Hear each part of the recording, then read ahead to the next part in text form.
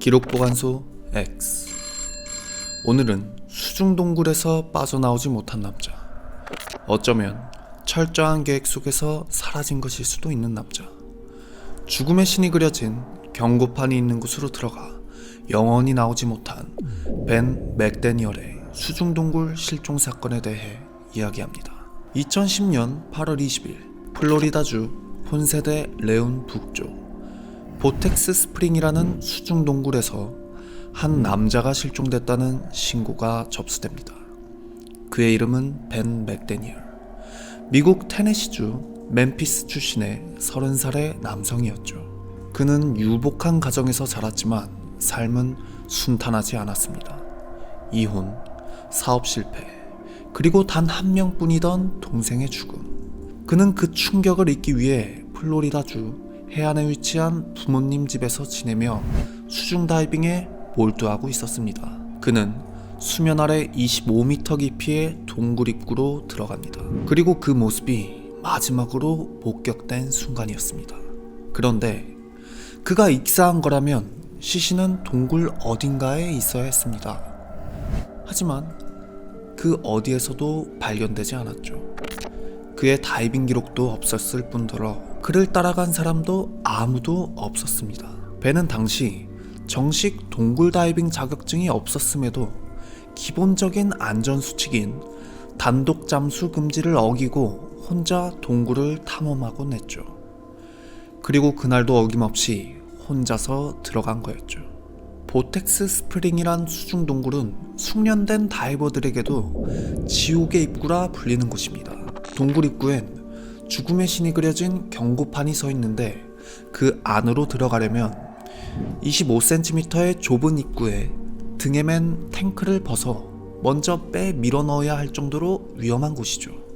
보텍스 스프링은 90년대 수백 시간의 훈련을 받은 인증된 동굴 다이버만이 탐험할 수 있었고 13명의 다이버가 동굴을 탐험하려다 사망한 사례도 있었습니다. 이러한 사고들로 인해 수중동굴은 철창으로 잠궈뒀고 탐험하려면 동굴 다이빙 자격증을 제시하고 책임 면제에 서명해야만 들어갈 수 있을 정도로 엄격하게 관리했죠. 벤은 8월 18일 혼자 다이빙 장비를 착용하고 동굴로 향했습니다. 무슨 생각이었는지는 모르지만 다른 다이버들이 한낮에 그를 봤을 때 무언가를 계획하는 듯 동굴 입구 주변을 자세히 살펴보는 벤을 보았다 했습니다. 그의 마지막 모습은 입구 근처에 설치된 CCTV 영상에 남아 있었죠.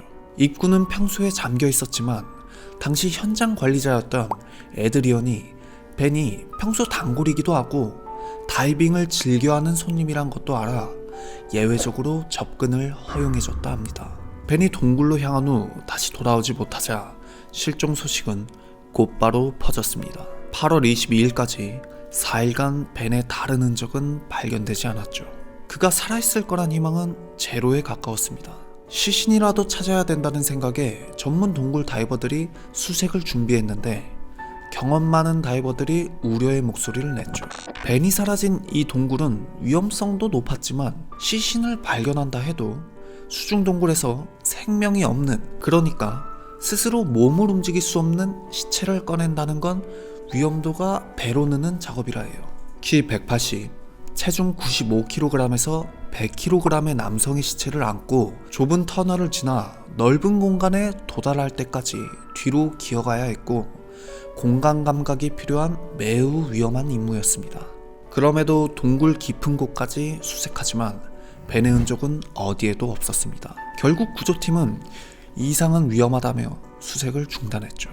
그러자 벤의 가족은 무려 3만 달러, 하나로 약 4,400만 원의 보상금을 내걸고 민간 다이버들에게 수색을 요청합니다.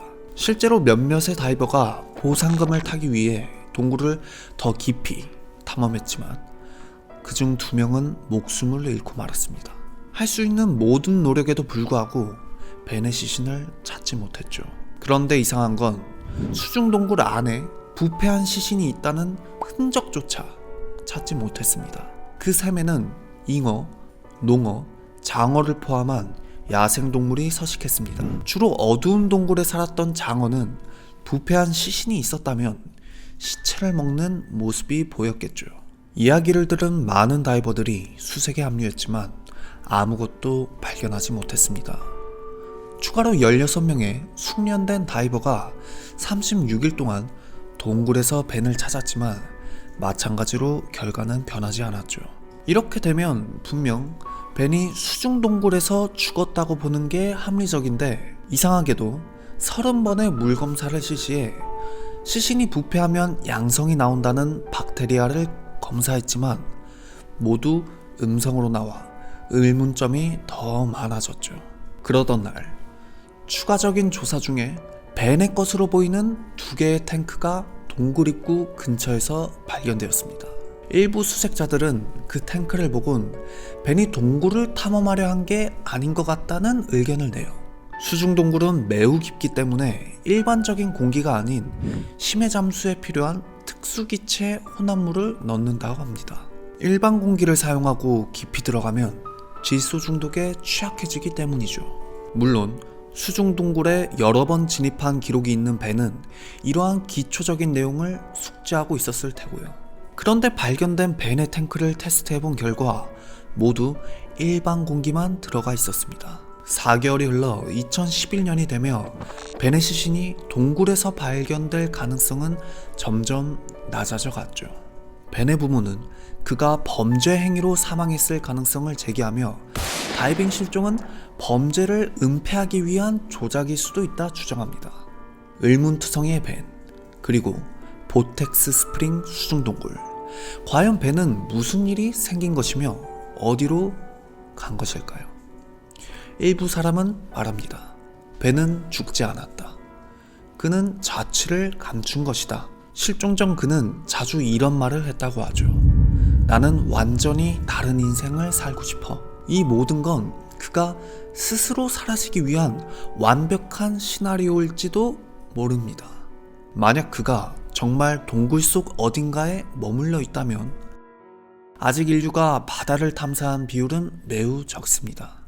벤 또한 그 누구도 가지 못한 곳까지 내려갔다 영영 빠져나오지 못한 건 아닐까요?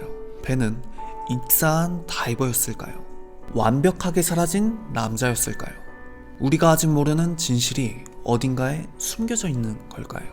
영상이 흥미로우셨다면 구독 부탁드리며 오늘은 여기까지 하겠습니다.